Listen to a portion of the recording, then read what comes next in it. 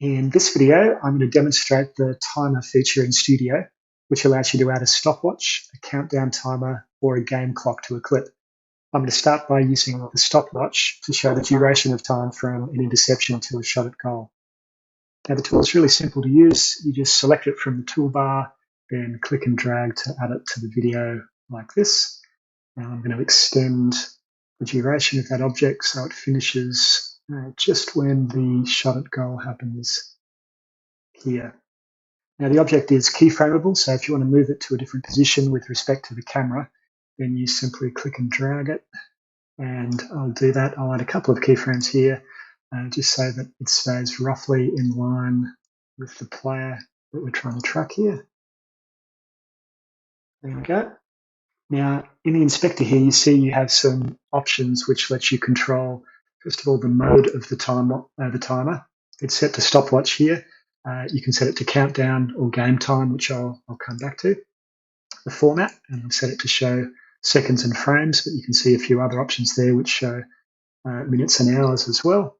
And the rest of these options here relate to the color, position, and the formatting of the timer object. And you can play around with these yourself to see how they affect the display of the timer. Now I'll jump back here to the mode of the object. And if I'd set it here to count down, then it would obviously count down from the highest value down to 0 rather than counting up. That's reasonably straightforward. I'll set that back to stopwatch. That third option there, game time, which you show the game time or game clock. And I'm going to demonstrate this one by adding a separate timer object to the video here. I'll select the tool again. I'll add this object up the top here. I'll change the color just so that it stands out, and I'll change the mode here to game time.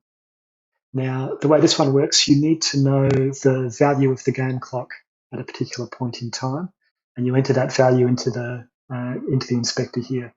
The first thing I'll do is I'll just extend this to the full duration of the clip here, like that.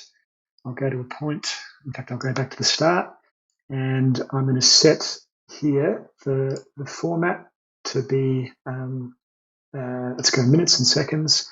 I'm going to set the time here to a value that I know the game time to be at this particular time. So I'll set it to, let's say, it's in the first half, 33 minutes and 10 seconds.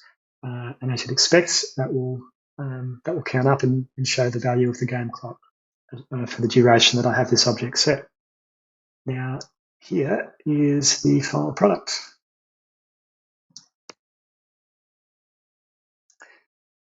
Again, we think this tool is pretty simple to use. We're hoping it adds some value to your presentations, and we're also really hoping that this lets you do this as quickly as possible as well, because we've got to focus in everything we do in Studio on saving you as much time as possible. For more information about this enhancement, as well as others that we're bringing to Studio, check out the Hudl blogs, support pages, and release notes.